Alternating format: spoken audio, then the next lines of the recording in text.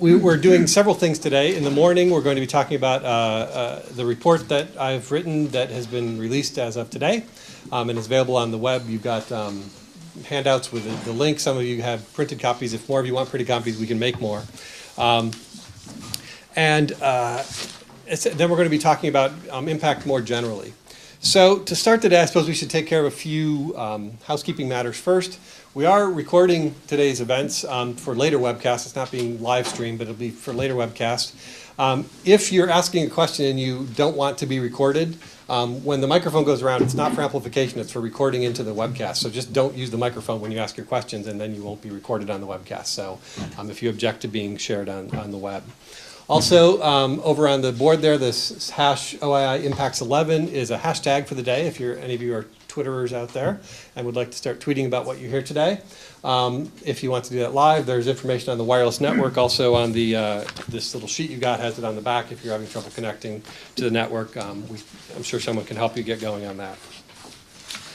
So the agenda for the day you all have, we'll have a presentation with myself and the 7 projects that have been recently funded to measure their impacts in the morning, followed by a relaunch of our toolkit, and then some keynotes and a roundtable this afternoon talking about impact more generally in other settings.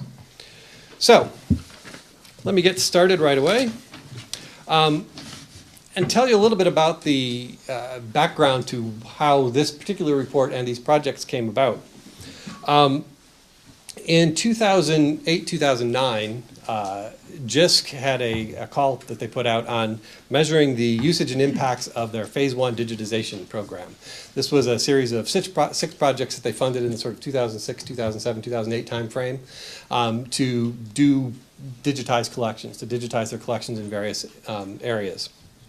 And the Oxford Internet Institute, myself and my colleague Catherine Eccles and other people on our team were awarded that bid, and we developed not only a report measuring the usage of an impact, but this toolkit that you'll be seeing re-released in a little bit later this morning. Now the toolkit was not part of what JISC asked for, but was something that we decided to add as a hopefully added impact of our own project, of something that would carry on beyond just a simple measurement exercise into something that other people could use to measure their own projects and build on that. Now what's happened more recently is in last year, JISC then issued a new round of funding called the Impact and Embedding of Digitized Resources that used the TIDSR toolkit as a way of saying, well, this measuring the impact and then expanding your impact is something that came out of this earlier RI report. Let's fund a number of projects to try this out and see how it works for them. And that's partly what we'll be talking about this morning. So they had originally intended to fund 4 to 5 projects. I was part of the selection committee that recommended people for funding. We found 7 that we thought were of high enough quality to merit funding, and they decided to award funding to all 7, which was brilliant. And they've all since done that exercise. And the work that they did over the last 8-10 months, something like that, was then reported back to JISC, and they asked me to come in and look at all those 7 reports plus the previous 5 resources that we looked at with TIDSR to see if I could understand the patterns that were emerging from across these resources, rather than just looking at each one anecdotally, trying to see the patterns across. And that's what I'll be talking about this morning. So this whole question of impact is obviously something that is of widespread interest. The number of people packed into this room is one indication, but also in general, there's a lot of concern about how do we understand impacts in areas like the humanities and the social sciences and the sciences. There's all this uncertainty around the upcoming REF and these impact cases that people will be expected to develop in each department.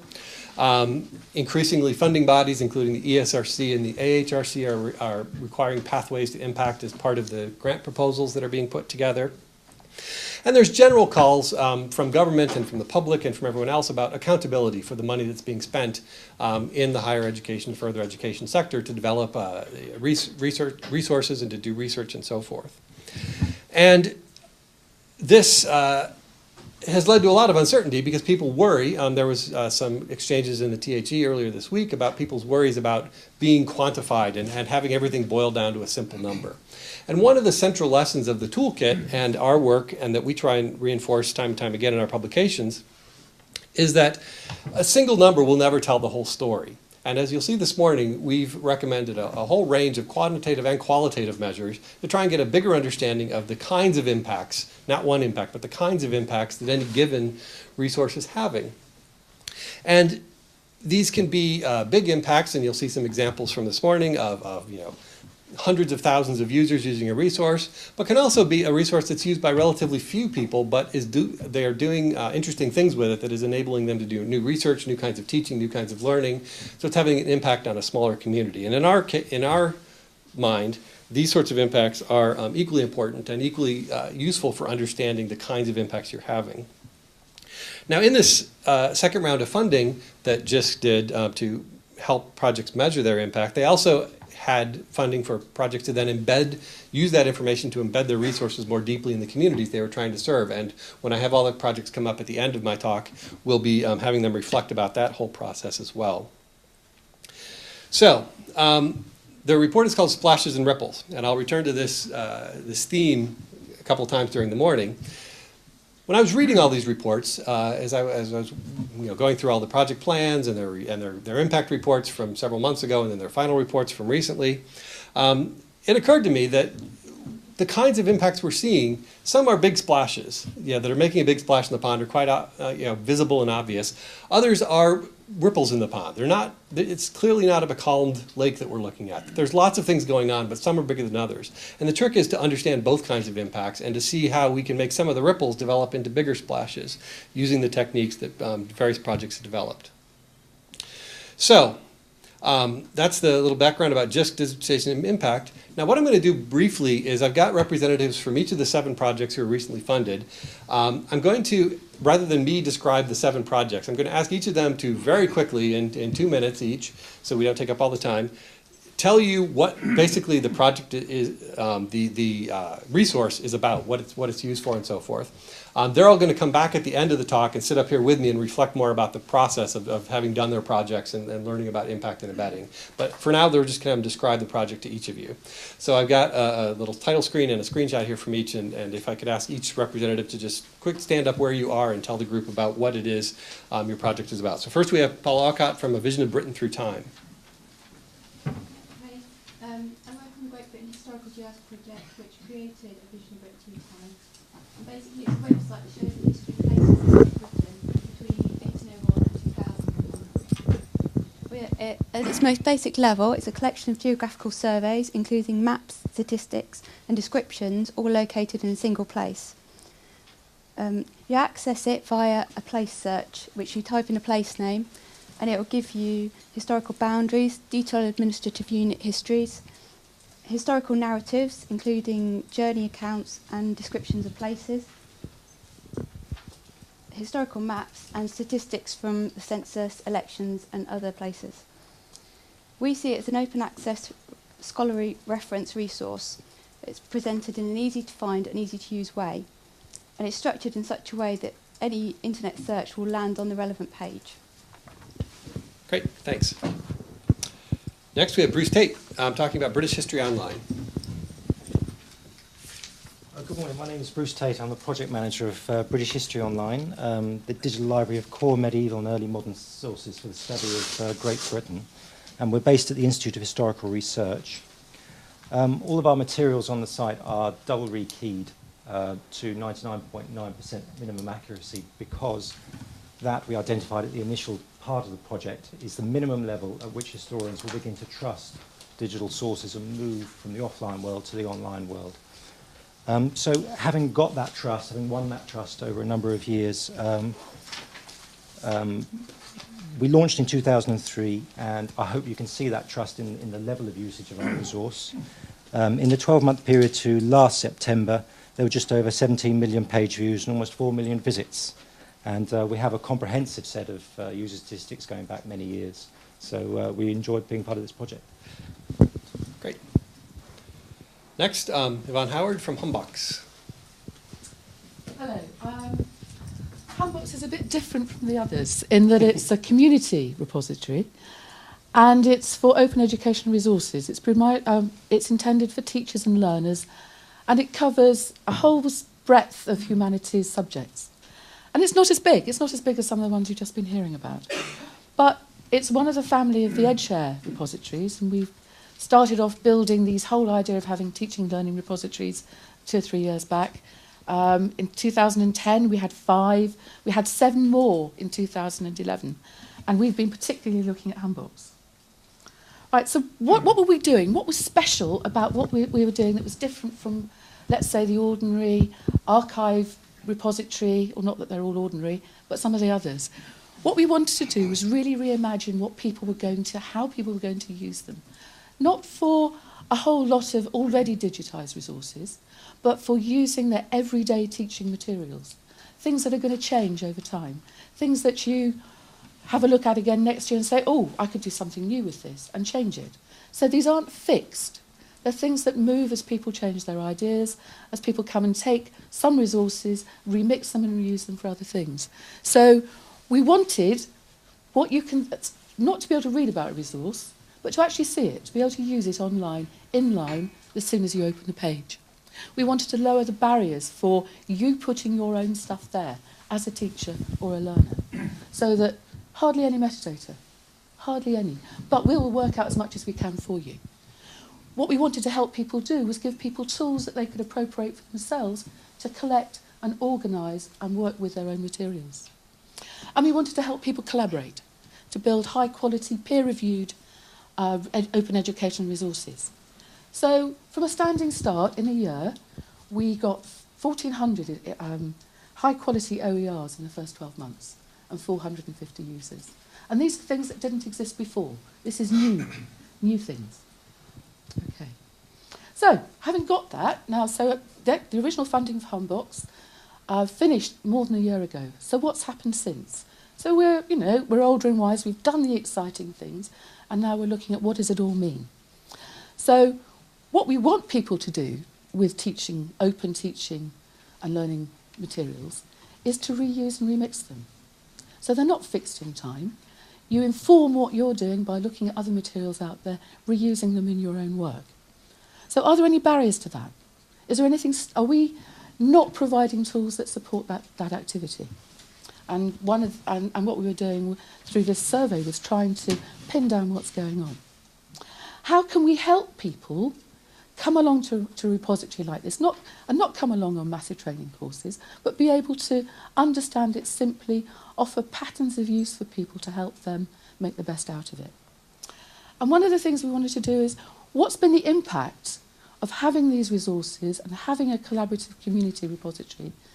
What's been the impact on the people using it? And how does that actually impact their institution? And then again, the funding's finished. So what happens to HumBox? Does it just die as a nice little splash and then no ripples? Or have we built the things within the repository itself that will help it sustain itself? So those are all of the things that we wanted to find out through the HumBox impact study. I hope I haven't used more than 2 minutes. That's fine. Perfect. Thanks.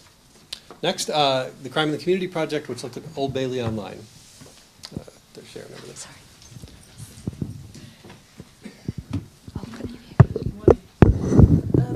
The Old Bailey Proceedings Online is, as it says, it's a digital edition of the series of trial reports of the Old Bailey from 1674 to 1913, about 200,000 trials, which are double rekeyed, and then marked up with XML for structured information for names, places, dates, and offences, verdicts, punishments. And that leads us to the kind of the unique selling point of the Old Bailey Online, which is that it's not just a sort of a searchable database.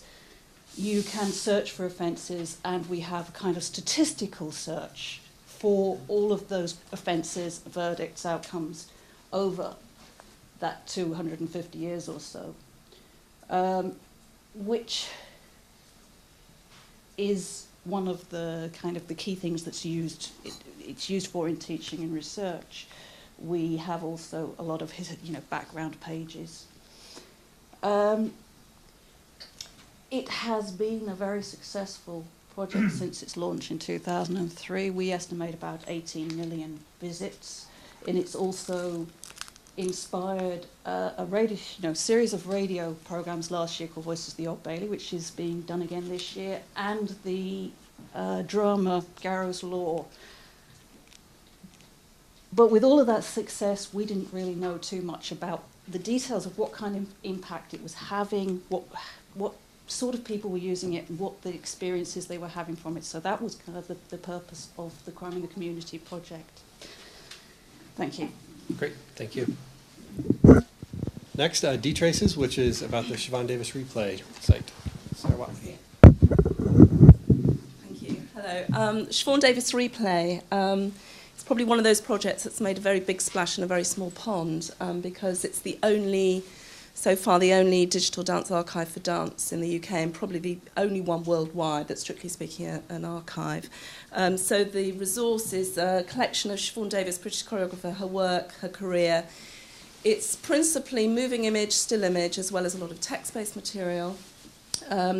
And we launched in 2009. It's a born digital archive, so none of this material is available in hard copy form, other than text. And the project, DTraces, we were very well aware that because it was such a new kind of resource for researchers in dance, and indeed anybody who's interested in dance, to engage with the online environment, that this gave us a chance to really find out who was using it and what they were doing with it. We knew that for those students, learners, teachers who had a very specific need to go to dance content, then this was a very good resource. But beyond that, we didn't really know who else was using it and where, so whether or not it had an international user community or not. And what you see here is one of the, it's just a screen grab from the site, because the project enabled us to work in a very focused way with some of our dance students at Coventry, wrapping the project around their PDP, their personal development portfolio programme, whereby they were all developing blogs using the resource, Siobhan Davis Replay, as an exemplar, and taking in particular this project, which is a blog that was developed by the artists as part of Siobhan Davis Dance, as a way of documenting and reflecting on their own artistic practice. So we were able to work a lot directly with the students and with the tutors to increase their engagement with the resource. Great, thank you. Next, the Stormont Papers, the Sphere Project, Lorna Hughes. Back here. Sort of in the middle here, so I might just sort of rotate as I talk. Thanks. Yes, the Stormont Papers is a resource that sort of exemplifies an approach to developing digital resources that was very common sort of 5-10 years ago. The sort of if we build it, they will come kind of approach. It was funded by the AHRC through the Resource Enhancement Programme as a collaboration between what was then the Arts and Humanities Data Service and is now the Centre for E-Research at King's College and the Centre for Data, Digitisation and Analysis at Queen's University Belfast. And it's a digital edition of the proceedings, the parliamentary debates of the Stormont Parliament in Northern Ireland, which existed between 1921 and 1972. It's a very straightforward resource. What you'll find there is images of the original pages of the debates and OCR text, which is searchable and browsable. The reasons for developing the resource were primarily this was a very valuable resource for research into parliamentary history generally, but Northern Ireland history specifically. The other reasons for its digitisation were that accessibility of the original materials was extremely limited. Hardly any libraries subscribed to these particular Hansards. So it was a very useful project in terms of making the resource available to those that need it. But there's also been some lessons learned from it about developing metadata schema, markup schema for parliamentary papers generally, which is some work that's being taken forward just now. The collection itself is very interesting, and we wanted to understand a little bit more about how it was used. We knew that from the web statistics that it was comparatively well used, but we wanted to understand how it was being used and by whom. And we've discovered that it's very widely used internationally, which reflects the broad interest in Irish studies generally. But it wasn't really configured around being embedded in the Irish studies community. So that was something that we wanted to understand a bit more about.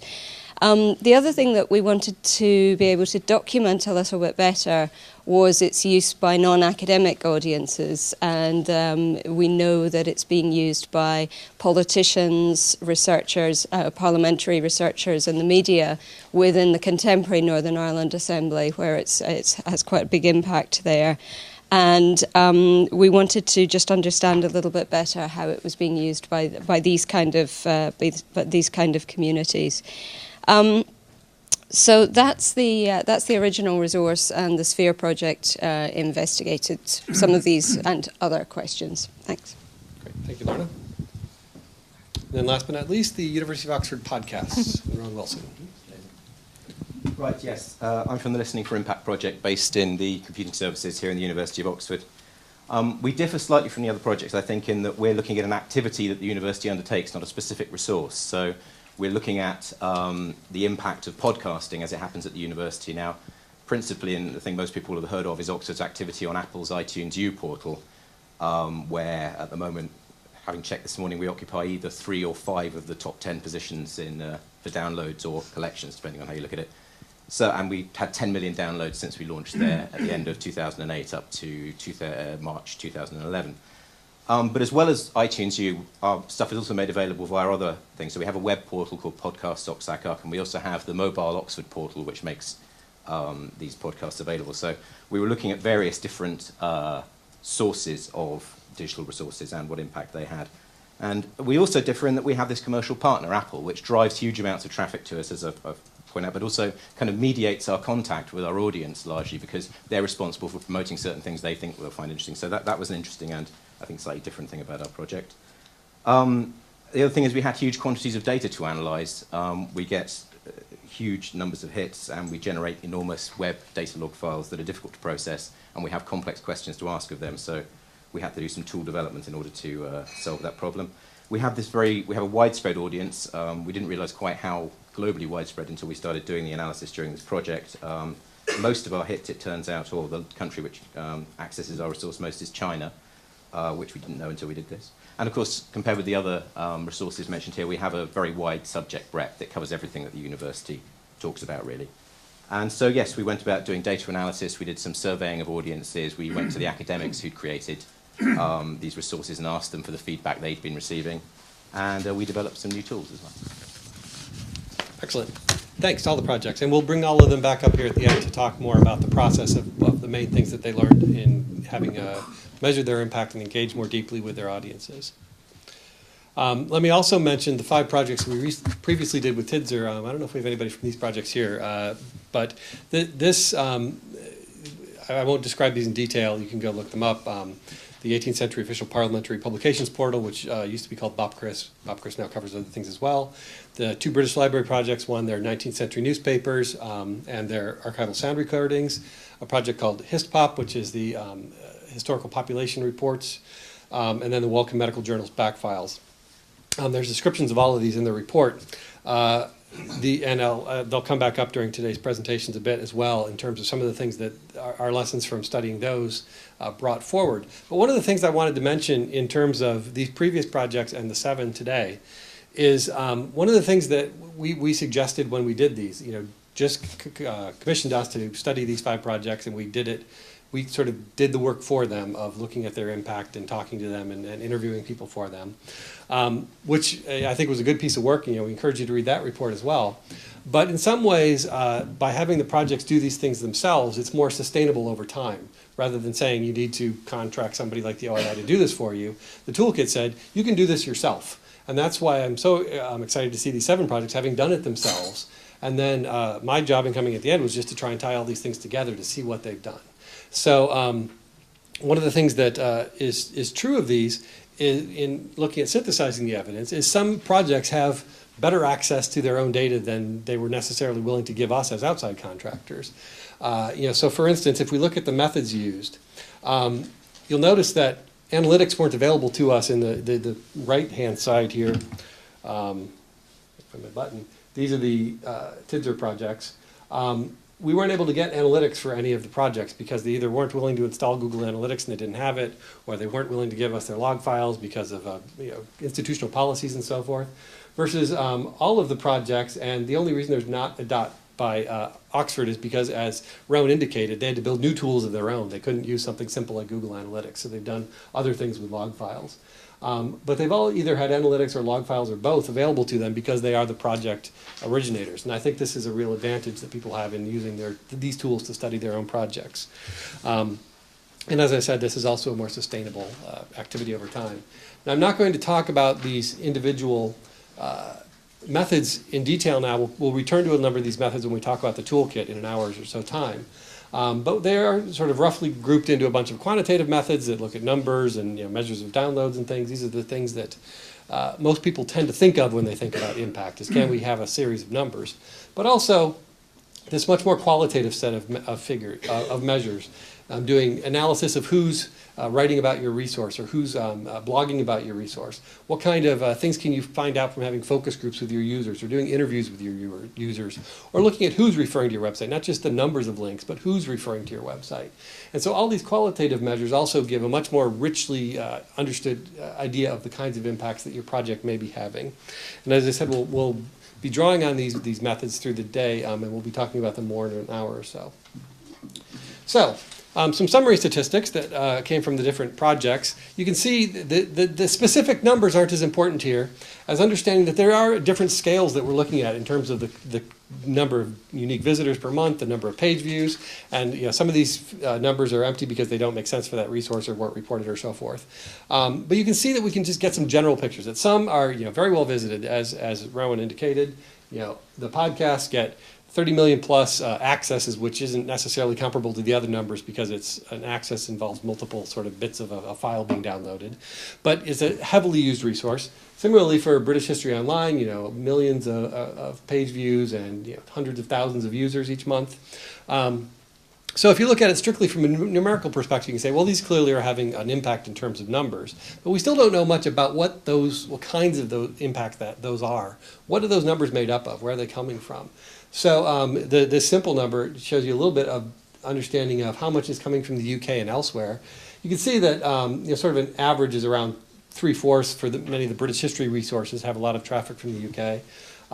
Siobhan Davis has almost all their traffic from the UK, which is interesting in terms of how they position themselves in the future. Will they make it more widely available as part of their embedding strategies? And something like Stormont and the podcasts have considerable traffic from elsewhere outside the UK, which also helps them understand not just how their resources are being used, but how they can enhance those uses in the future. And by looking at these together, it gives the projects a better indication of how they sort of compare to other sites. Not necessarily, again, saying, oh, you're better or worse than us, but what kind of resource are you versus what kind of resource are we? And what does that mean for how we understand our impact? We also looked at webometrics. Most of these we reran. Webometrics is basically the science of looking at the links to pages. It's similar to bibliometrics, where you look at the citations to an academic article, but it's looking at basically other websites that have said, point to this page for some reason, point to this URL, and it gets all the people who are pointing to various pages on your site. So you can see that we've used two different methods here. One is Yahoo Site Explorer, one is a product called DuxURL that uses Bing as its data source. So you get different numbers, and they count things slightly differently, but by putting them together, you can sort of get a general picture. And we've sort of got three tiers here. Old Bailey Online, British History Online, and British Library Sounds are heavily linked from elsewhere in the webosphere. Lots of people linking to these resources, very well known. And this gives us a pretty good indication that they've been doing a good job of getting themselves linked. Now this is important because there's multiple ways people find your resource. Google search is the obvious way people find your resource, and we'll get back to an example of sites that are particularly aware of that and use that as a way of driving traffic to their site. But links are also an important way, because a link lets someone else know I'm a trusted source, I'm linking to them, you should go there because I think it's interesting. This is the kind of thing we all read online all the time. In the second tier here, we have sort of ones with links in the hundreds, thereabouts. The newspapers, the Vision of Britain, the podcasts, Parliamentary Papers, and HisPop. Now, the podcast, again, is slightly misleading, but you can see that the way that people find the podcast isn't about links to the podcast website. They've got traffic through other means, and that's one of the things that this starts to draw out, is that there's different ways of getting traffic to your website, reinforcing the notion that there's not a single measure. And then others that are relatively low number of links. Doesn't necessarily mean they're bad sites, but it might be an indication to them they could do things to try and get their site better linked in order to get more traffic. These welcome papers on the bottom are a strange beast, partly because the website where you can actually link to them is just a project page. The actual journal articles and the back files are embedded into the PubMed Central, thank you. Jumped out of my head. PubMed Central, which is obviously the big biomedical database of journals that go from now historical all the way through the present, and it's heavily used by people doing current medical research. So it's very difficult to find any links to the back files themselves, because you can't just look for links to PubMed Central, because that's, that would be very misleading. So sometimes these low numbers of links just indicate that there's a problem with that metric for understanding your resource. And then the last set of numbers here before I go into some more qualitative stuff. This is a thing we're all familiar with increasingly, is the number of citations to our articles. Well, this looks at scholarly citations to each web collection. And again, this is tricky because not everybody cites the URLs of the materials that they've used from these collections. And I'll get back to that at the end of the day when I talk about citation habits. But you can see that British History Online, Old Bailey, Vision of Britain particularly, have quite a lot of hits. Scopus is a database that tends to focus on sort of official journal publications. Google Scholar, which you're all probably familiar with, includes additional kinds of academic outputs, including conference proceedings and PowerPoints and things like that as well. So you get a larger number generally from Google Scholar. You can get a sense of whether people are linking to your site when they cite the things that they've used from it. Now again, you have to increase these numbers probably in terms of actual uses, because a lot of people will have used your resource, cited materials in it, but cited them as if they were paper, and there's no indication that they used your resource in the process. And I'll return to this point at the end. So, other kinds of impacts that the projects presented. And again, the process I used for reading these, I read hundreds and hundreds of pages of reports in doing this, and was keeping lots of notes and trying to find the common themes that were coming out of them, and then exemplar cases from each. So media impact, we've got a couple of projects that have particularly used the media. As Rowan indicated, the Oxford University podcast has benefited greatly from not only a lot of international press, but also this relationship with Apple. One of the quotes from their report was a typical press coverage release that underscores the value of sort of being able to cite numbers to the media. The media likes numbers, particularly if they look big. And so one of the things, a quote from theirs is, in the first week of their Oxford's, 200 items were visited by 168,000 visitors and 60,000 downloads occurred. Information about the Oxford admissions process has proved very popular, attracting more than 30,000 downloads to date. Apple's iTunes U sees more than 300 million downloads and offers 350,000 educational files. These sorts of placements in the press gets people to think, oh, not only is it interesting for whatever reasons, but also other people are using this resource. Maybe I should go check it out. These kinds of media impacts are not something that you can necessarily control, but it's something you should be aware of.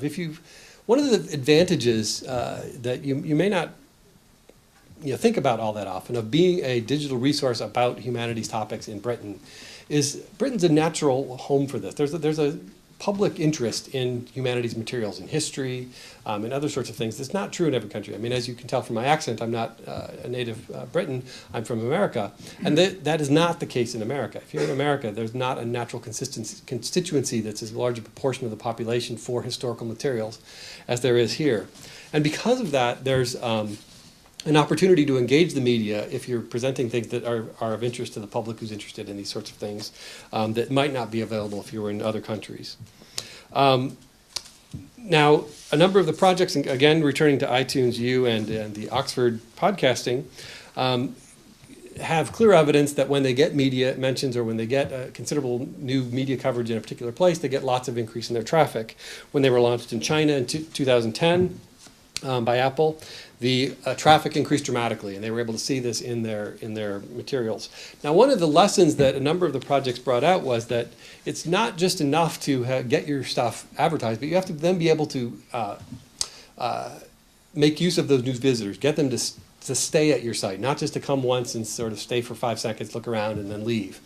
One of the recommendations at the end of the report is to give your visitors quick wins. You know, if somebody lands in your site, how do you get them to think that they found what they were looking for? And we'll return to this with a Vision of Britain.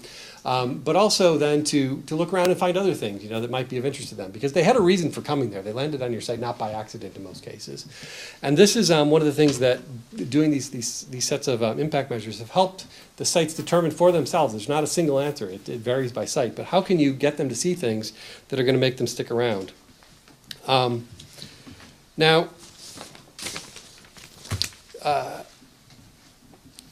several of the projects, including, so for instance, the Old Bailey Proceedings Online, said that they used media attention as a way of publicizing the resource. Much of the academic use they felt had been spread through word of mouth in academic publications and so forth. But there were clear spikes in the usage that they saw generated by the media attention. And that they were able to argue quite clearly that this impact that spread into the general public also increased awareness among academics and increased the research uses of their resource. So that increased awareness by the general public can increase benefits for academic users as well. Now, income is another measure. Not all sites have an income generation model. But at least two of the sites, Vision of Britain and British History Online, both have a model that uses a mixed model of income generation. Both of them have Google AdSense on their site that helps them generate small amounts of revenue that helps support the resource. And in the report, there are specific figures, but I'll tell you in general, a Vision of Britain, which is free to the user, uses these Google ads to generate approximately $12,000 a year. That was over 10 months ending in February 2011, so you know, a little bit more than that, 15,000 maybe. And this reasonably small amount of money helps them support the continued sustainability of the site over time. And they did this through a series of agreements and negotiations with JISC and others in order to be able to use this small revenue model. British History Online also uses a similar model that A Vision of Britain based theirs on. Theirs generates between 700 and 1,200 pounds a month, depending on the time of the year and so forth. So it's not a massive amount of money by commercial standards. You know, Apple would consider that a drop in the bucket that's not even worth considering. But for many digitized resources, a small amount of money like that can help keep the site alive over time, and is done in a way that's not particularly problematic for the users. You know, basically, if they click on links, they'll drive some extra revenue to the site. And by keeping track of this revenue over time, they've been able to understand some measure of how people are using their site and how the site grows over time. Now, this question of discovery and modes of discovery is one that comes up commonly throughout the reports. So British History Online, for instance, found in their analytics data that 81% of the referrals to their site were coming via search rather than via links. So this indicated to them that much of their traffic was looking for specific information that happened to be located within their collection rather than coming to their collection and looking around for information. Now, this is important for a site to know, right? Are your users the kind who come to your site because they're researching and they know that your tool is the kind of place that they will find stuff and then start moving around and gathering things? Or have they found it by saying, I need to know this, and they land on your site? Knowing that tells you a bit about the kinds of users you can expect. Siobhan Davis, on the other hand, achieved most of their traffic from direct links to the site. About 70% of their traffic came from direct links into the site from other people having recommended it, meaning that people weren't necessarily searching for this information and finding it serendipitously, but they were being directed there through these trusted links from others.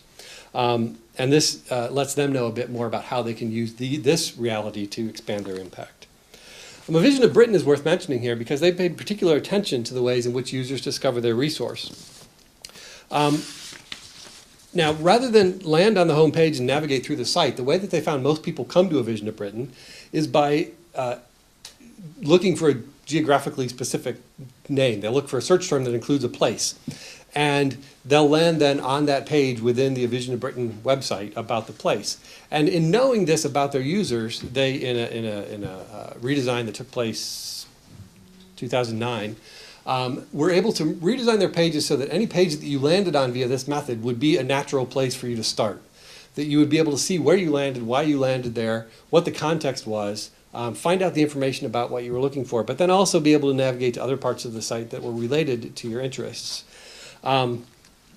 So they're shown a primary place page that has a map, a short description, and has appropriate content for a landing page, rather than being a page that's sort of deeply within a site that, I mean, you've all had this happen, right? You land on a page in a site and you don't quite know where it is in the site. It's got a URL that's this long, there's not clear navigation and so forth. Knowing that this was true about their site, they designed it so any place you landed was going to make sense. And they did this through a redesign of their information architecture. So another project that saw an interesting source of traffic, the Stormont Parliamentary Hansards, was seeing a lot of traffic coming from Wikipedia. That there were a lot of Wikipedia articles linking to the Hansards as a source of data. Now this brings up a possible way that resources can think about increasing traffic. Wikipedia, like it or not, is a brilliantly popular resource. We know that students use it, even though they sometimes use it sort of under the covers in the dark at night because they don't want their professors to know. And they use it to find out basically new information about a topic that they don't know much about.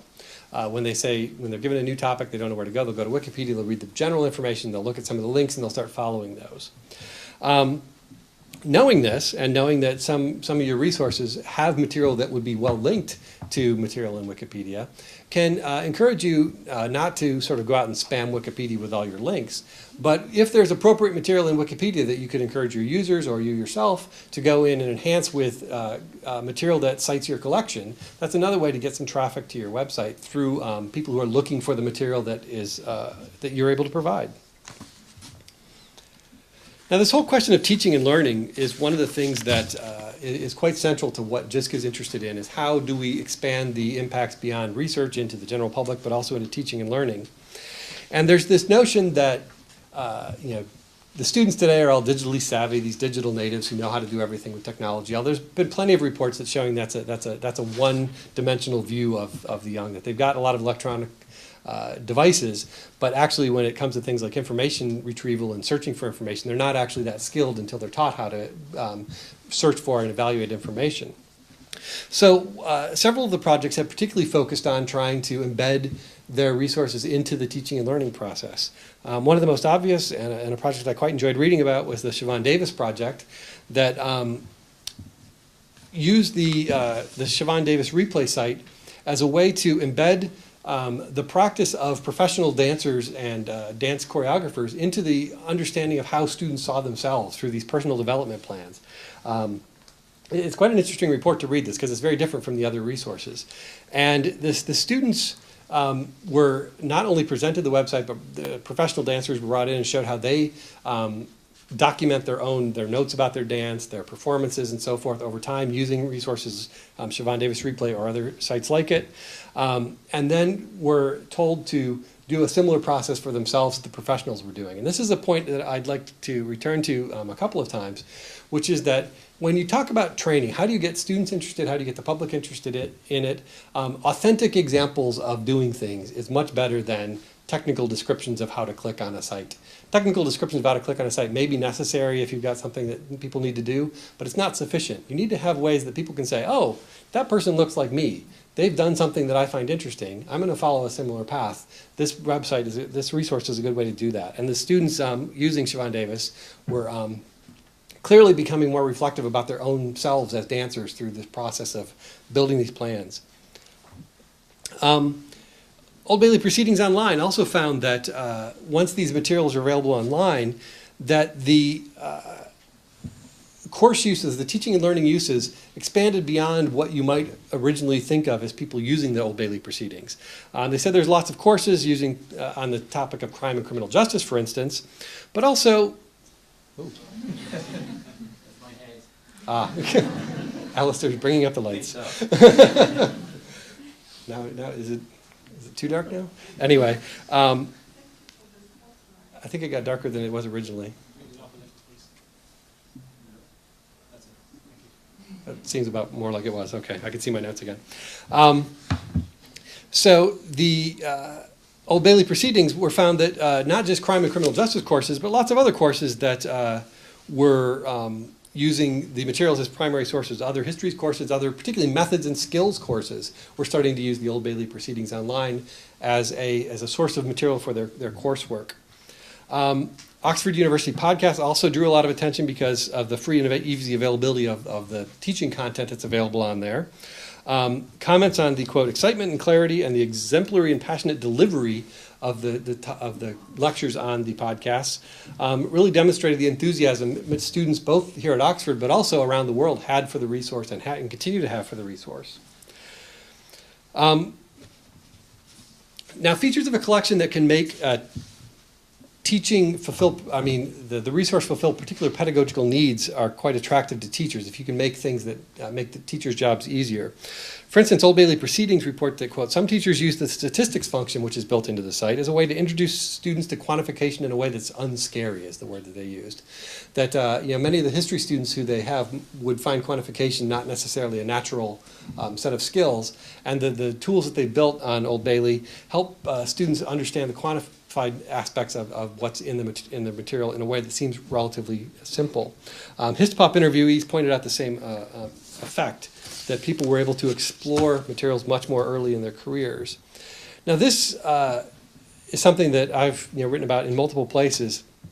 This whole issue of letting students engage with primary materials much earlier in their academic careers is really one of the important impacts of digital resources in general. That we all know that prior to things becoming digitized, the likelihood of you being able to sort of, everything's going wrong, being able to see primary materials was not happening until you were well into your postgraduate studies. You wouldn't be allowed into these archives. You might be seeing facsimiles that were low quality. This slide just tells you a little bit about who was involved in the project and sort of who we were and what we did on the Sphere project. The project was originally led by King's College London, and then I very inconsiderately moved to Wales in the middle of the project. So my affiliation changed, but I'm still involved in the project. And we had a team based at Queen's University Belfast and a consultant from the University of Strathclyde who helped us with developing the user analysis side of things. And what we did basically, whoops, sorry, I didn't mean to. I didn't even click itself. Did it click itself? Yes. So essentially, what we did was the focus of our methodology was understanding the impact of the resource through a sort of a combination of methods selected from the TIDSR toolkit, including web survey, web analysis, user analysis, log analysis, etc. And what we found extremely useful were a series of semi-structured interviews with key stakeholders that represented all the different communities that used the resource, not just academics, but politicians, members of the media, librarians, archivists, etc., members of different sections of the communities. And we brought together a large number of these at two researcher engagement workshops, one which was a sort of a focus group at the beginning, the other one which was a broader workshop discussing the issues of situating the resource in the broader issues to do with Irish studies generally and Celtic studies in a digital world. And again, through this process, what we wanted to try and discover were the sort of ways of raising awareness of the resource and ways that the resource was being used and could be used in teaching, research and public engagement. And to develop an understanding of the effectiveness of the existing functionality in the resource, and from that to extrapolate some recommendations for ways that the resource could be improved. And it was, in terms of outputs, we produced, obviously, the impact reports and recommendations for the user interface that are now going to be taken forward at King's College, where the resource now lives, and some case studies for embedding the resource.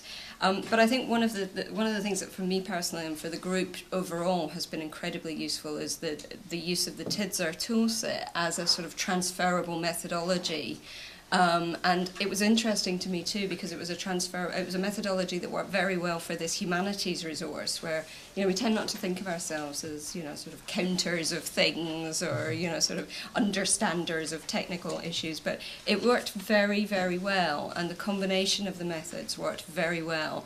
And I feel that we've got something that we can now document as a transferable resource that would work very well across other projects. Eric's covered many of the issues that we investigate. I won't go through these in any detail for time, but there's a number of things that affect the way that people find the resource and use it, and we're going to try and improve those a little bit in the existing resource, and possibly develop some funding applications for doing some more work with the resource in the future. I think one of the things that, again, for me personally and for the group as a whole, was very interesting was the question of how the resource is being used in research. I mean, I'm always very interested in the question of how digital resources enable research to be done differently, to be done better, by, you know, enabling traditional research methods, finding things, sorting things, structuring information, the sort of the scholarly primitives of research, to be done more effectively and better. But I think also another sort of key evidence, a key impact factor of digital resources, a key value of digital resources in the humanities generally, is that they enable researchers to ask new questions, to conceive new research challenges that would only be possible through using the digital resources. So anything that makes digital resources more accessible, more useful, can facilitate that process. So this was very interesting to me. Again, we were also very interested in discovering what Eric talked about earlier, the unforeseen uses of the digital resource for things like discourse analysis, linguistic use. The overall conclusions of the project were, to sort of cut to the chase, while the resource is used quite comprehensively and the usage statistics are not bad, it's not used for research. It's used for engagement, it's used by the media, it's used by politicians, and it's used internationally very widely for people who seem to be coming through Irish Studies links. Which is something that just isn't reflected in the way that the website is set up at the moment. So that's something that we want to enhance. In order to make it more useful for research, it needs to be much more embedded in Irish Studies generally. It needs to be linked to on the key sites for the discipline and for other resources. But one thing that really came out was from researchers that we spoke to, was that the resource as it stood was less useful than if it were in the context of a broader parliamentary papers resource. What people were saying was that it's lovely being able to search the debates, to search the Hansards, but they read things in the Hansards and they want to go off and research bills, acts, find out about committee papers.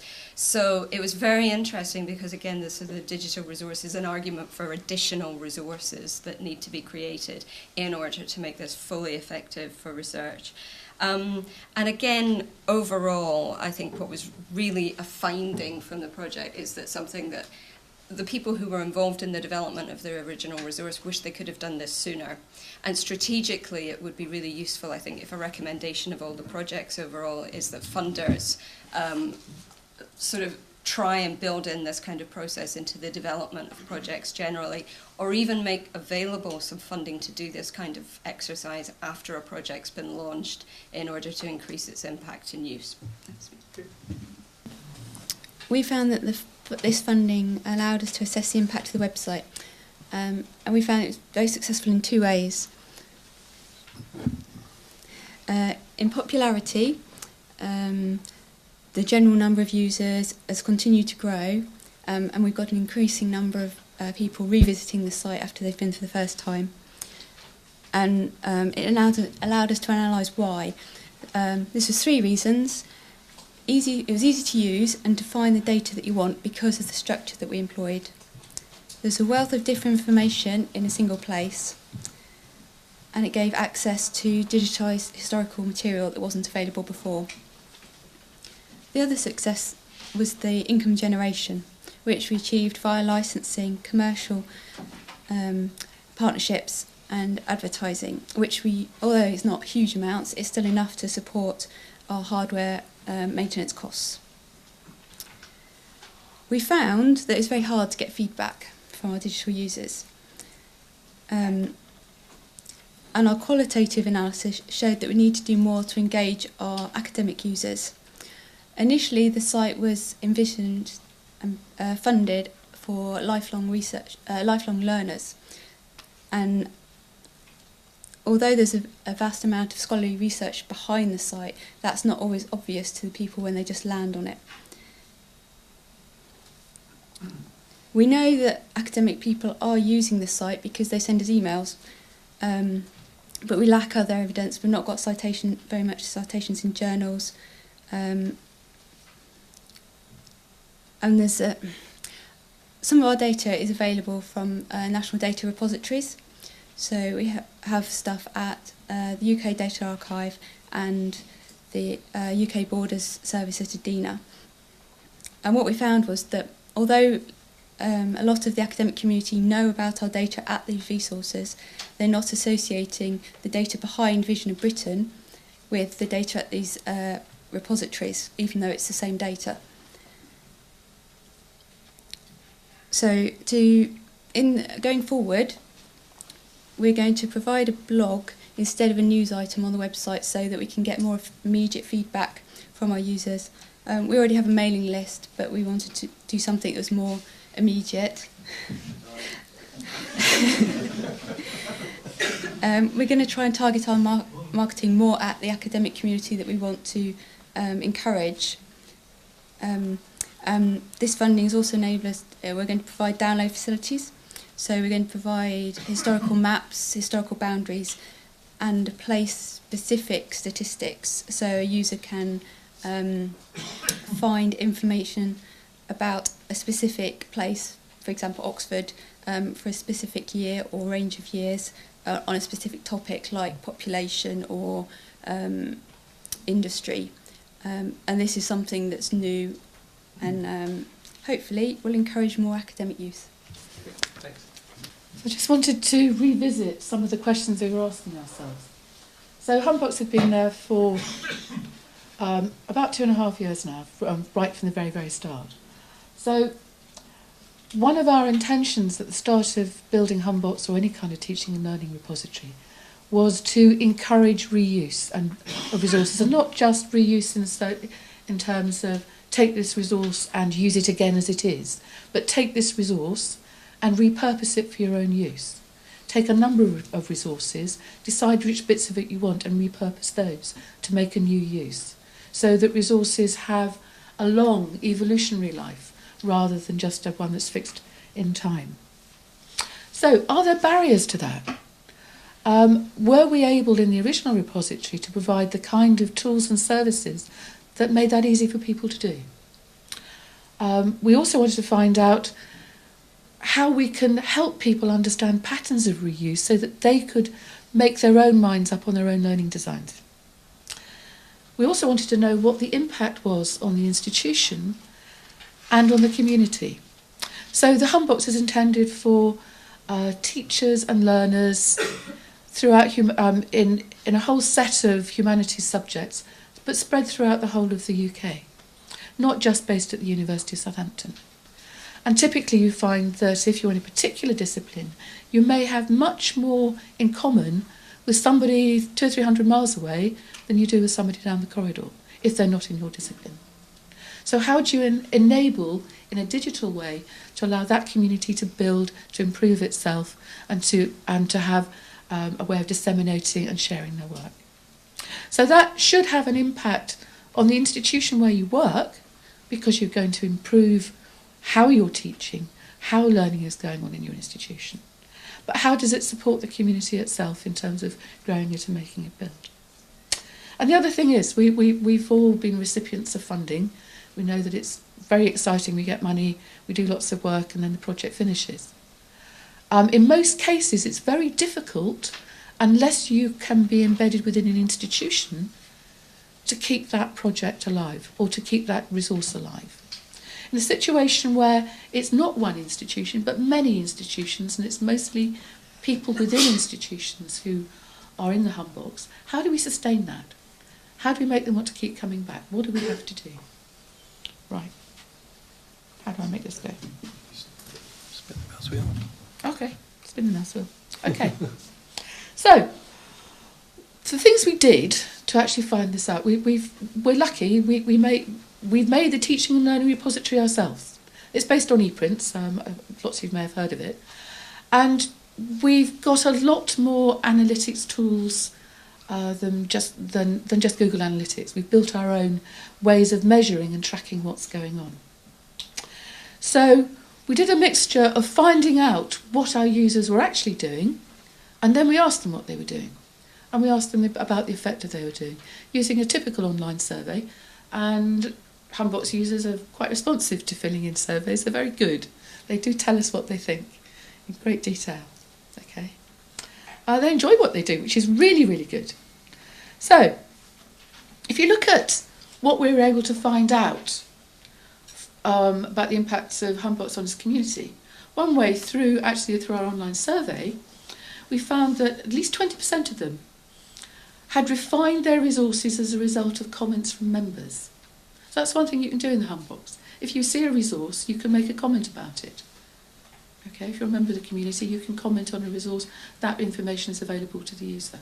The user knows, the original creator of that resource hears immediately through the awareness that's within HumBox, oh, somebody's commented on my stuff. And they go and have a look and see what it is. And what we found is because there's a digital awareness about yourself in the repository within HumBox, we found that people went back to their resources, saw that somebody made this particular comment, had another look at it, and then refined what they did. Now, this is very new behaviour. It's quite new that people are allowed to put their own stuff in a repository rather than it being mediated through a librarian or some other thing. It's their own stuff. It's their everyday materials. And yet here we are with people appropriating these tools, saying, oh, my colleague, and you can see who that person is, by the way, you can look at their profile in HumBox, has suggested that I might do this. And they responded, and they refined their resources as a result of comments from those members. They've improved them, they've polished them up, they've made something new that they hadn't thought of themselves. Now, in terms of what we're also looking at, that was nice. That was a nice thing to find out. We hoped that it might happen, but we actually found evidence that it did. It was actually almost working as a kind of a peer reviewing process. Okay, so the community supporting itself to be better. We also found that at least 20% of respondents, I mean 20% might seem low, but this is new behaviour. So to get that kind of level of new behaviour, stuff that wasn't done before. And it's been very difficult. If you look at some of the other OER repositories, the bigger ones, how much remixing and reuse is going on? Mostly it's very little. We found that 20% of our respondents reuse somebody else's resource. Okay?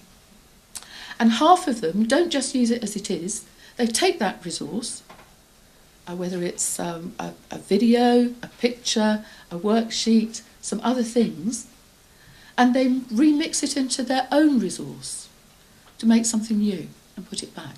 So this is teachers doing what they like to do. They don't want to just take somebody else's stuff and say, oh, here's somebody else's slides. They like to say, these are good things, I want to use them my way. So there's already activity growing in people doing that. And one of the major findings that we're really, really excited about is that 20% of people said they were inspired to change their practice, their pedagogic practice, by resources they found in HumBox. So this is really impacting on the community and how people teach and learn. So people are going to HumBox, finding some inspirational resources, or finding, perhaps it's somebody they follow who said, I really like so-and-so's work, and they keep an eye on what he does, and they say, look, oh, he's used a podcast. He's done this kind of learning design, or she has. Okay, let's not stick with he's. They've used something different that I'm not using myself. Could I try it too? And because you can remix and reuse, you don't have to do everything from scratch. You can actually improve your pedagogic practice. And we were really, really excited to find that was going on. Okay, so Some of this information... Oh, sorry. Oh, yeah, sorry. I was running out of time. Let's take it out. So anyway, so how does a community repository... That's another big question. How do we sustain it? Okay. So one of the things is to keep that strong sense of user identity through awareness, by having your own personal profile, and that personal profile giving you a presence where you find out your activity within the repository. And who's looking at your stuff, who's downloading your stuff, who's remixing your stuff. Okay. And we found that the higher your viewing figures, it encourages you to make more deposits. So we were able to look at people's deposit behaviour over time and correlate that with the number of views they'd had. And it seems to be that if people are looking at your things, it encourages you to put more things in. Okay, that sustains the growth of the repository. And we also found that some of the things we had there, this idea of commenting, peer reviewing, and having an awareness, got people to participate more through that interaction amongst the whole community. And again, we found a strong correlation to the more comments you received on your deposits, the more deposits you're likely to make. Again, reinforcing that there's active and passive, you can not just find out about it passively, but also your community members are actively encouraging you to participate more. And we found that was, again, a very startling correlation when we started looking for it. Okay, so again, we used lots of different analytics, and I really must go now because Eric's nodding at me. Thank you. Right, as we're pressed for time, I'll just make 6 very quick points. Firstly, what we noticed was that when we originally started doing the podcasting activity, it was drawn together out of existing resources. So the kind of RSS feed system that we had for allowing university clubs and societies and departments to make RSS feeds was used to provide the RSS feeds to Apple. So, sorry, RSS feeds is a technical solution of how we make people aware of our podcasts. And that was really good. It meant that we could do the thing quickly. It meant that we were there for launch with a fairly sort of standing start, as it were. But it meant that when we come to do this project, some of the things that were made easy by those solutions, like the fact that these podcasts are hosted mainly at OUCS, where I work, but also all over the university on other departmental web servers, that was a problem. We had, even though we'd drawn these things together out of existing resources, the virtual learning environment here wasn't integrated with what we were doing, and that was something that we had to address during the project. And the fact that departments contributed these podcasts from externally using the system we already had meant that we weren't in direct contact with the contributors. So that's something we had to deal with when we started this project, basically getting in touch with the academics and asking them what kind of responses they'd had. So that was the first point. Secondly, we were surprised by the global reach, I think, and we're still not quite sure what to do with that information. When we got down to actually mapping where access had come from, far more of them came from outside the UK than we expected, and that's something that we're still thinking about. The relationship with a commercial partner like Apple led to this huge spike in traffic that Eric mentioned when it was launched in China. We also have to consider really what that means for us in terms of how we control what impact we have, because, as I said, I think in my introduction, we're mediated by an organisation which is very effective at doing what it does, but which does not necessarily have the same aims as us in promoting certain sorts of material. And if you read the report, you'll see there's a kind of feedback churn created by the things which are successful being publicised and being in the charts and therefore becoming more successful. So there's a kind of exaggerated success of a very small percentage of what we make available. Mobile accesses were surprising. Mobile access from mobile devices from the web is about 4% generally, ours was 15%. Particularly surprising things, we're talking about large media files. We can only really theorise that has to do with our relationship with Apple and the fact that the iTunes client is available on all of the hardware when you buy it. We tried some Twitter promotion, social media promotion. I think it's safe to say that we didn't succeed. In fact, comparing ourselves with other projects within OUCS that were just tweeting anyway, we did not successfully kind of drive as much traffic to blog posts, for example, as they were doing without the kind of efforts that we were putting in. So Twitter promotion is non-trivial. That would be something I'd take away. And for me, finally, I think we got lots of nice quotes from people when we asked academics and when we asked students about what they found important about it. But it was, for me, we had an event on called Ripple, which is to do with another project that the JISC-funded for at OUCS very kindly, to do with spreading expertise about making open educational resources available. And some of the academics who've been involved in iTunes U came and spoke at that. And it was great, actually. You kind of don't expect the academics themselves necessarily to feel that getting involved was sort of a personal boost. But one of the people speaking said, well, my students are too cool usually to tell me that they think my teaching is good. And it's nice that the people outside the university are prepared to come and say that, and that's a personal boost. And one of the other academics have got a book deal out of it, so there you go. So in the interest of brevity, I shall sit down again. We did use a range of methods as advised for the study. I'd reiterate what was said earlier, that TIDSA was absolutely invaluable as a resource for thinking about this, for tools to use and how to go about it. We couldn't have done it without it, especially as we didn't know what we were doing. We're historians. We've never studied people who answer back. So we did log file analysis. We installed Google Analytics to get recent usage. We sort of realised we should have had it years ago, but there you go.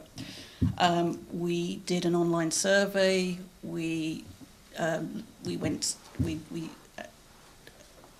did a sort of systematic study of finding out citations, just how much we were being used in academic research. We did interviews and we did some student focus groups. I think that covers most of it. And sort of kind of the highlights and the challenges that kind of came out of that phase. It was sort of just, in many ways, with statistics, with users, we actually, for the first time, sat down and put together an overall view of how this, at least the basic patterns of use for the site from its launch right through to last year. And we sort of saw just the size. We knew when we went relaunched in 2008, we knew that we had vast numbers of visitors coming from all the press activity because it made the site fall over. But we didn't realise until we really sort of looked at it on a graph, and we had this spike that did that, of use around that, just how much how much difference it had made. But then we also, once we got the Google Analytics, we could look more closely. We didn't probably do that much with them in the report we wrote, at how, the real detail of how people were coming into the site, how long they were spending on the site, what pages they were using. So these were things we had not had before at either level, the kind of the big level or the detail. With the kind of bibliometrics, we found out really we knew it was getting cited. We didn't know how much. This was a chance to find out just how much it's being used by academic researchers and how much it has increased research using this source, which has been recognised as an important source for crime and criminal justice for a long time, but was not very accessible or easy to use at all. And we could see that it's actually not just being used for historians of crime, it's being used in a variety of ways and in different fields. The concerns, the challenges that came out were that we sort of just realised that a lot of our users were not going beyond the most basic kind of search options available on the site. They weren't making the most of the sophisticated statistical searches and all of the kind of options that were there. And really missing out on the full potential of the database. It brought home to us the range of users, the range of expertise, that we had people who needed some very, very basic guidance, right through to very advanced research users who were using the site for quantitative research, who wanted to sort of help with that kind of, with very much more sophisticated data analysis. And we had students, we had teachers. We had this very wide range of users that we needed to think about ways to cater for them. And that we needed better tools to facilitate research, that for people to be able to bookmark and save their searches, their results, documents, and to be able to get that information out in more easily, to cite it, to analyse it. And so that sort of informed the key changes that we made to the site, the enhancements that we made in response, so that we created personal workspaces with folders for people to, they can bookmark individual trials, they can save the actual search queries, they can, well, I say trials, they can bookmark anything that's a document on the site with a unique ID, essentially. And they can then export from their workspaces lists of saved results. We included a citation generator and a facility to print, just plain formatted versions for printing, because a lot of people were asking for this, because it's a really useful thing to have, to be able to get out in the right citation. We have our recommended citation formats that we want to encourage people to use, so it's good for us as well. And then we wrote a set of guides, tutorials aimed at different levels of user. There are a couple of very basic ones with video walkthroughs. There are just a few minutes long. There are more in-depth guides for using the site facilities, for using the statistical search, for using Zotero, and some sort of guides that were specifically aimed at teachers and at students. And it was, I think, for a sort of short and a kind of a thing, as I say, we'd never done before, it was incredibly rewarding that we found out so much more about what kind of impacts we were having on the users of our site, and we were able to implement things on the site that would make it better for them to use, and the feedback we're getting so far is really positive, and we're very pleased with it. Thank you. Siobhan Davis replay. Eric talked a little bit about it and made clear that it's a really, it doesn't have a huge user community and so on.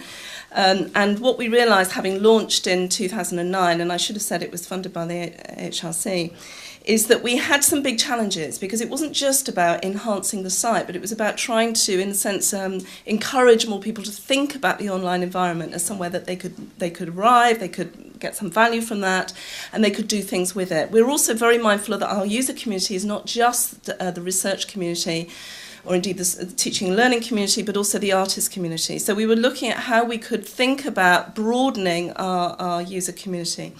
So we took quite a radical decision about what we would offer for this project, and we're really glad that we got the funding to do it, which was to work very directly with our students, who were not only finding it difficult to engage with the online environment, but also finding it difficult to engage with the PDP process, which many of you will be familiar with. It's a cross-sector requirement for all students at undergraduate level. And so we decided what we would do is to work very directly with them, both in the studio in terms of a practical experience and working in the online environment, because one of the other problems that students have is working between. As dancers, you can probably imagine that they're used to learning and experiencing through their bodies, and how they then shift that world of learning and experience into working in front of a computer screen, and there are all sorts of challenges involved in that as well. So we work very directly with some of those who had contributed to the resource, Siobhan Davis Replay, some of the artists who feature in the resource. So in a way that the students were getting first-hand experience of those people that were coming out of the screen into their physical space with them, to find out how they had used the resource and how they had contributed to the resource, Siobhan Davis Replay, and how they had used it for their own artist development.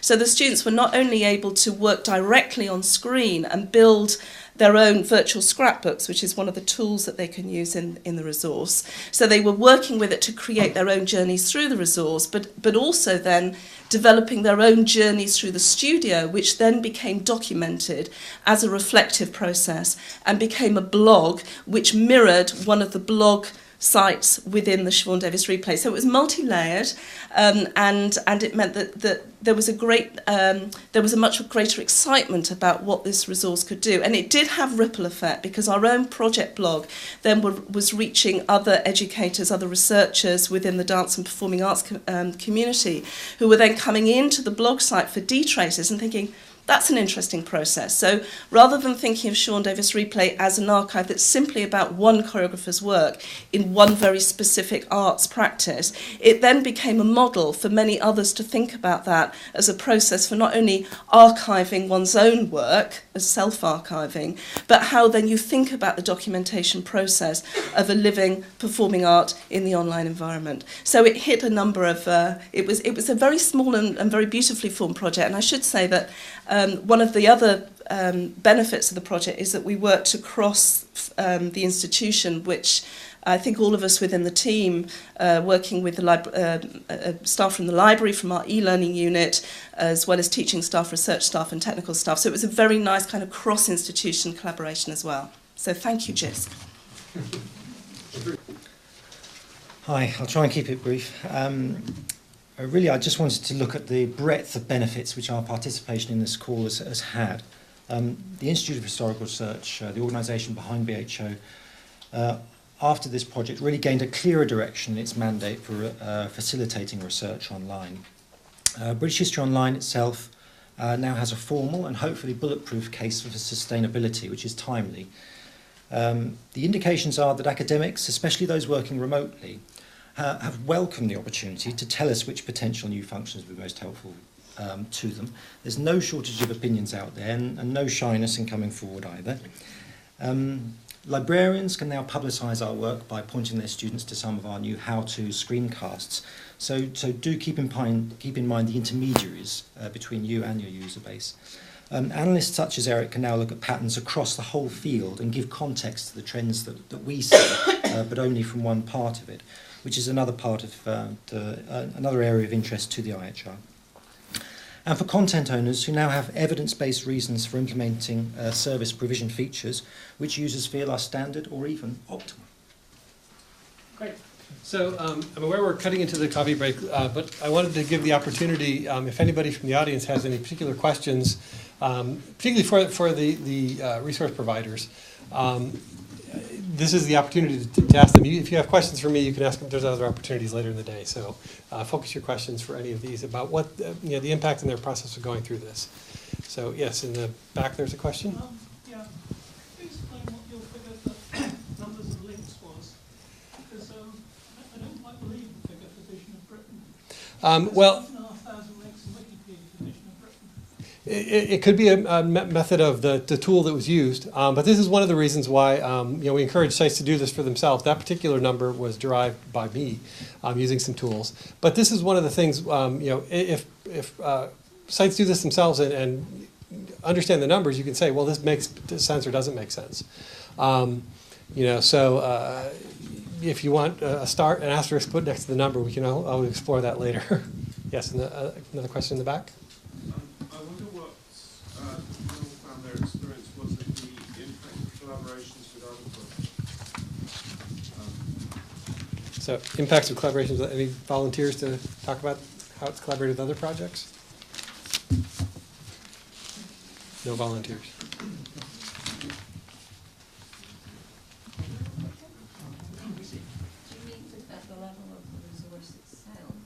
Do you mean at the level of the resource or? Integrating the resource with other content? In fact, both. Certainly in terms of integration of resources and data as well. If anyone found that. Yeah. Well, I mean, that was sort of partially a finding of our project, was that the resource as it stood would be much more valuable were it integrated with other content and other materials. And the places where, but what would have been more useful for researchers would have been integration like at the data level, which was not something that's accomplished at the moment. At this time, there's links to the resource from various, sort of blogs and websites and things like that. But there, certainly a deeper integration, a deeper linking of content across collections. That was a finding that users would very much want, but they weren't succeeding. And I think this is still a problem with resources generally is that we are still in our little silos, because the way that projects were developed by separate pots of funding with separate websites, and again, an integration of resources would be useful. I'm not sure that it's happening at the level that users from our project indicated that they would appreciate. I suppose from the OER point of view, there have been people want that siloisation to be removed. I mean, people generally do want that. There are some difficulties. So a number of our teaching and learning repositories, HumBox, the Open University, Loro, a number of them, and Swapbox also contribute their OERs to Jorum, for instance, through the mechanisms we've built in there to enable that to happen. But this isn't necessarily easy, because at the moment I think this is almost a very immature field. We're not very used to living in an ecosystem of repositories where we all link and cross-link. And not necessarily moving resources from one place to another place, but at least linking so that people know that they exist wherever you are. So some of the mechanisms that actually support that in a way of playing nicely, if you like, don't yet exist. So, for instance, we use an RSS feed to tell Jorum every time something new arrives in HumBox, or Swapbox, or one of the others, or Loro. But Jorum doesn't tell us if that resource is then viewed, or how many times, and doesn't allow us to brand it so that people seeing that resource in the other repository know where it came from, to give it good Creative Commons style attribution, if you like, as to what was the source. So there are a whole lot of cultural things that need to be developed around that idea of, if we don't have silos, we have an ecosystem. So how do we play nicely? How do we support that kind of behaviour? So is that the kind of thing you were thinking about? Or is it something else? It was that, and it was also the way in which sharing data, because Yeah. it's still not the question there. Yeah. It's a slightly selfish question. But again, you don't necessarily want to bring those resources into your repository, but you want to be able to link to them. Yes. In a sensible way. Otherwise, we get copies all over the place. So again, it's actually understanding now a whole new culture and almost a whole new field about how we make this work culturally and technologically. And this idea of playing nicely.